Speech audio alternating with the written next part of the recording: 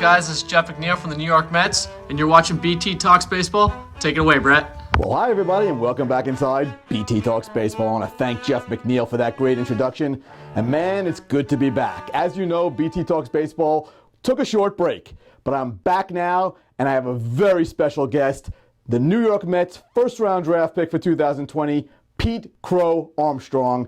Let's get right to it. Pete, thank you so much for joining me right here on BT Talks Baseball. Right, of course. Thanks for having me. Pete, can you share a little bit with us what it was like when you heard your name called, when you got the news that the New York Mets had drafted you 19th overall in the first round? Oh yeah, of course. I mean, I'm obviously super thankful to the Mets organization, and it was nice to finally reach that point in my baseball career, and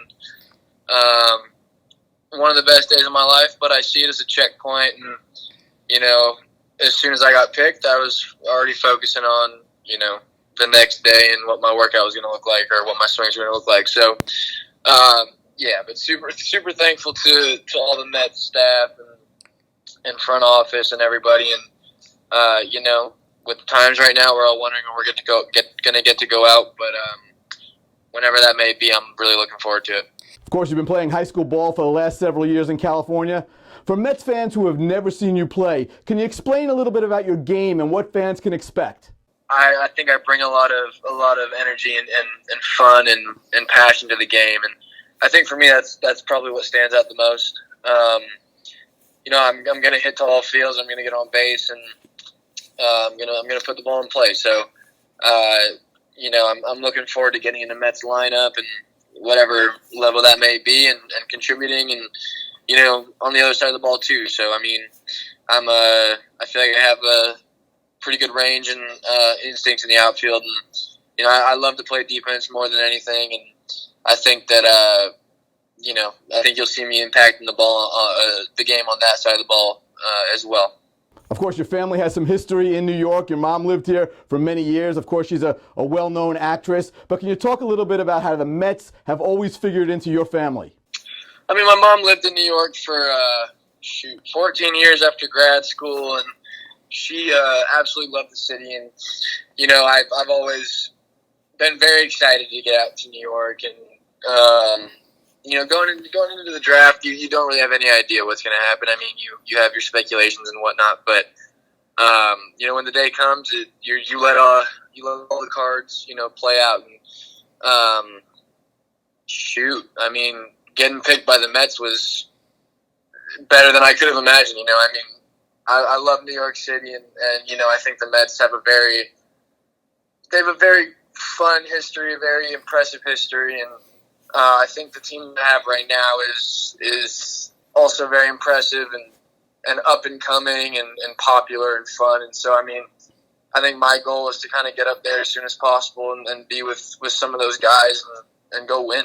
Pete, since you've been drafted by the Mets, have any of the players reached out to you to welcome you to the organization? Pete Alonso was nice enough to reach out over Instagram and send me it was a message that inspired me a lot, just because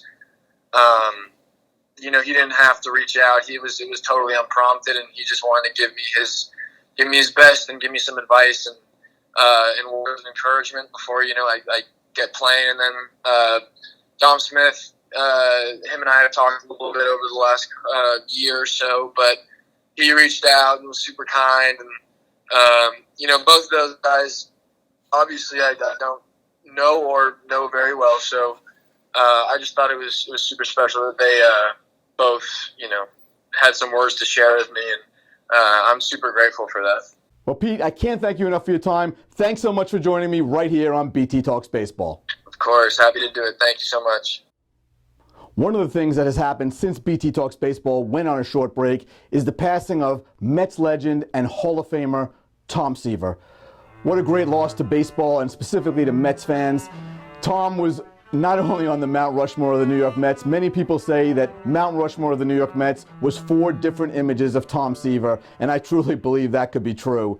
I have such great memories of Seaver. I was a little too young to remember him in his prime, but I remember when he returned to the Mets in 1983, I got to watch him pitch several times at Shea Stadium, and I was there It's at Shea Stadium in 1988 on Tom Seaver Day when his number was retired with my dad. And of course, 4 years later, we were on hand in Cooperstown when Tom Seaver was inducted into the Baseball Hall of Fame. It's memories that I will cherish forever with my dad. And of course, it is an understatement to say Tom Seaver will be missed. He was, and always will be, the franchise.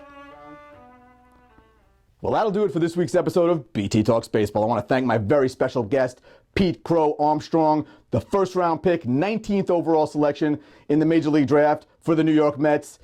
And of course, as always, I thank you for tuning in. I leave you, as always, with the words of the immortal Tug McGraw, you gotta believe. Bye-bye, everybody. We'll see you soon. If you are interested in getting a signed copy of any one of Brett Topel's books, please visit us at www.topelmetsbook.com.